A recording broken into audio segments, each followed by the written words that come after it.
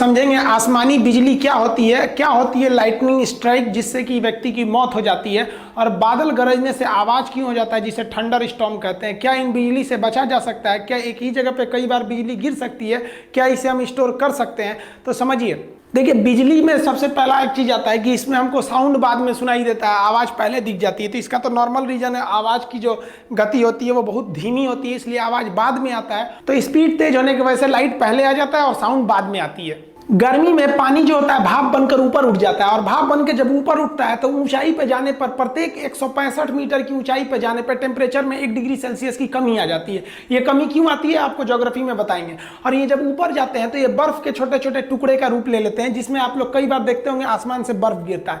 यही बर्फ जो होते हैं हवा के कारण आपस में टकराने लगते हैं, और टकराने से घर्षण उत्पन्न हो जाता है, और घर्षण के कारण स्टैटिक करंट उत्पन्न हो जाता है। और यह करंट का जो पॉजिटिव चार्ज होता है वो ऊपर चला जाता है, और निगेटिव चार्ज जो हो जाता है वो नीचे आ जाता है। अब ये निगेटिव जो होता है ना, पॉजिटिव को ढूंढता है कि हमको जहां पॉजिटिव मिल जाएगा वहां हम गिर जाएंगे।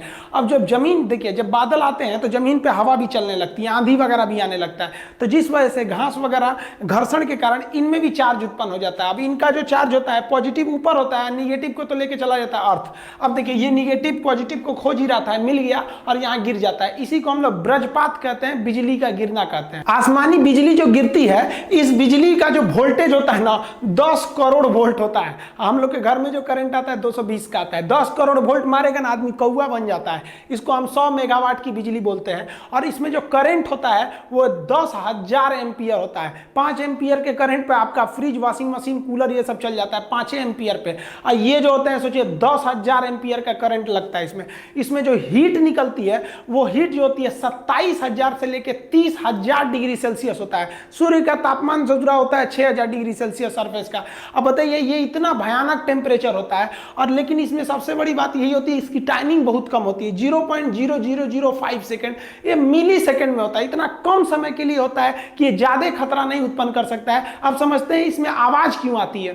देखिए जो लाइटनिंग होती है, ये बिजली होता है, इसका टेम्परेचर तो 27,000 यानी लगभग 30,000 डिग्री सेल्सियस होता है। और हवा में जो बारिश की बूंदे होती है वो तो ठंडा होता है, तो ठंडे के पास गर्म चीज को ले जाएंगे तो बहुत तेज आवाज करता है। जैसे गर्म रॉड को पानी में डालिएगा तो बहुत तेज आवाज करेगा। आप इसको किचन में देखते होंगे, तड़का लगाया जाता है ना, जब सब्जी उब्जी को छौंका जाता है तो तेल एकदम गर्म रहता है, और उसमें आप सब्जी डालेंगे तो हल्ला करने लगता है, ये पगला ही का एक डाल रहा है जी, हम गर्म में ठंडा क्यों मिला रहा है, वही आवाज आने लगता है। तो यही जो होता है बिजली जो होता है उसका टेम्परेचर इतना तेज होता है कि वायुमंडल की हवाएं जो होती हैं वो क्या होती है, दूर हटने के प्रयास करती है। क्योंकि जब गर्मी आता है तो गर्मी के कारण हवाएं दूर होती हैं। इसका टेम्परेचर इतना तेज होता है कि वहां पे जो हवा के पास जो नमी वगैरह रहती है उससे उसको वाष्प बना के उसको बहुत तेजी से हटाता है, जिस वजह से एक आवाज उत्पन्न हो जाती है। आसमान से गिरने वाली बिजली से बचने के लिए बेंजामिन फ्रैंकलिन नामक वैज्ञानिक ने एक लाइटनिंग कंडक्टर या लाइटनिंग रॉड का निर्माण किया था, जिसे हम तड़ी चालक कहते हैं। यह कॉपर का बना होता है।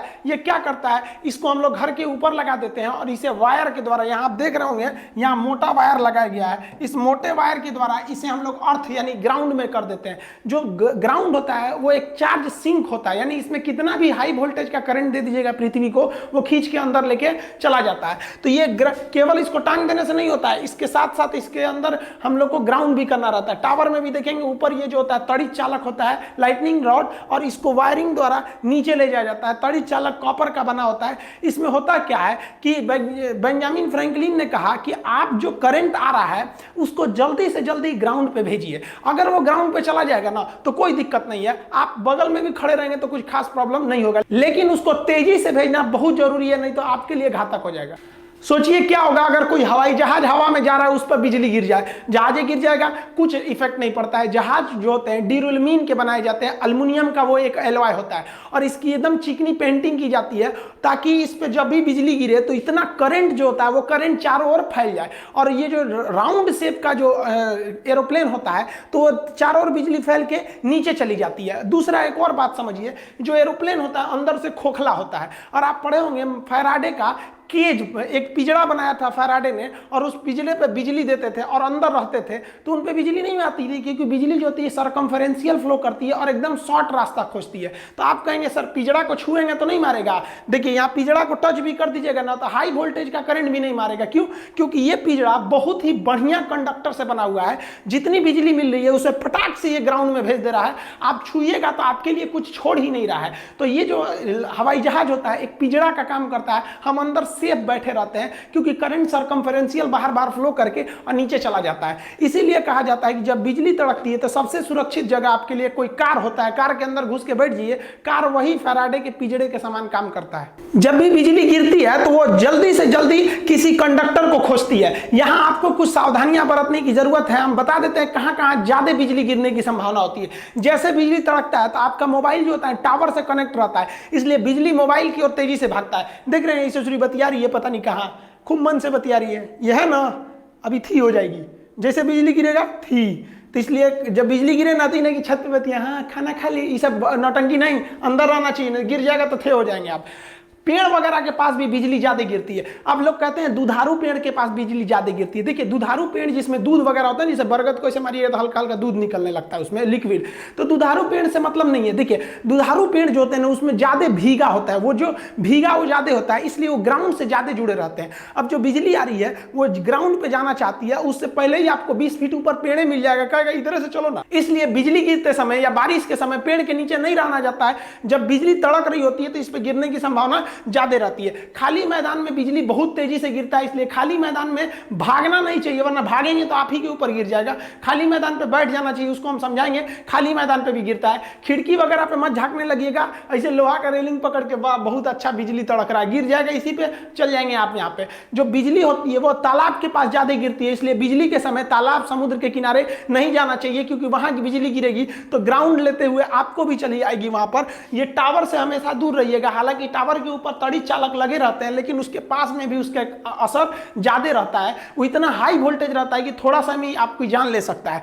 आपको एक और गलती नहीं करना है, जब बिजली तड़क रही होती है तो लोग छाता लगा लेते हैं। छाता का जो रॉड होता है, आप रॉड को पकड़े रहते हैं, आप जमीन पे रहते हैं तो जमीन से रॉड जो होता है ना ग्राउंड हो गया रहता है, और ये छाता को पकड़ के मार देता है करंट, बहुत तेज बिजली गिर जाती है। देखिए ये बकलोलिया पता नहीं किसका इंतजार कर रही है छाता लगा के, अभी जाएगी हो धड़ाम से गिरेगा चल जाएगी। देखिए ज्यादातर जो बिजली गिरता है हर साल इंडिया में लगभग 2500 लोग बिजली गिरने से मरते हैं, लेकिन ज्यादातर बिजली डायरेक्ट आदमी के ऊपर नहीं गिरता है, ये स्टेप पोटेंशियल द्वारा गिरता है। हम आपको अभी जस्ट पहले जो वीडियो बनाए थे जिसमें बताए थे बिजली घर तक कैसे पहुंचती है, उसमें स्टेप पोटेंशियल बताए थे कि कहीं करंट गिर जाता है ना तो आसपास के एरिया में वो करंट फैला देता है।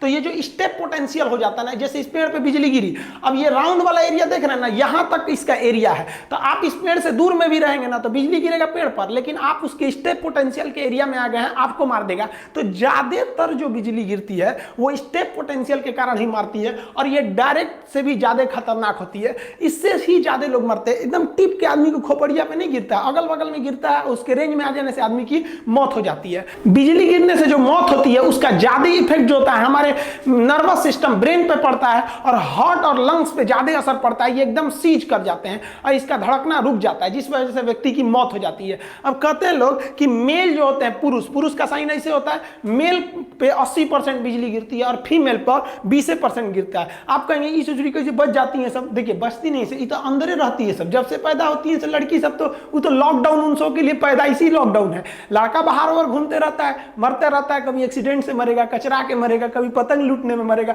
सब नौटंकी लड़कों के भरोसे है, तो मरेगा कौन? लड़की। देखिए ऐसा नहीं है कि बिजली का झटका जो लगेगा तो 100% मरिए जाएंगे, बहुत से लोग बिजली के झटके से बच जाते हैं। बिजली का झटका जब लगता है तो उससे एक आपके शरीर पर एक दाग बन जाता है, जिसे हम कहते हैं लिचेनबर्ग। ये जो दाग होता है ये पेड़ के जड़ के समान हो जाता है। आप देखिए इस तरह से दाग बन जाता है, टैटू टाइप का बन जाएगा, जहां लगेगा बहुत खतरनाक हो जाएगा। तो ये बहुत कम शॉट लगा है, या फिर ये कह सकते हैं कि बिजली का मेन हिस्सा दूर गिरा है, ये केवल उसके चपेट में आ जाने से इस तरह के दाग बन जाते हैं। कुछ लोग कहते हैं कि जहां एक बार बिजली गिर जाती है वहां दोबारा नहीं गिरती है, गलत बात है। अमेरिका के स्टैचू ऑफ लिबर्टी के पास बहुत बार बिजली गिरते रहता है। राई सुलिवान नामक व्यक्ति के ऊपर 7 बार बिजली गिरा था और 7 बार के बिजली के झटका को वो सह गया और आज भी जिंदा है। ऐसा नहीं कि बिजली केवल नुकसान ही करता है। एक व्यक्ति जिसका शरीर लकवाग्रस्त था, वो व्हील चेयर से नहीं उठ सकता था। एक बार वो अपने गार्डन में टहल रहा था इसे व्हील चेयर पे, तब तक बारिश शुरू हो गया, उसके ऊपर बिजली गिर गई, वो बेहोश हो गया। अगले दिन जब हॉस्पिटल से उसका आंख खुला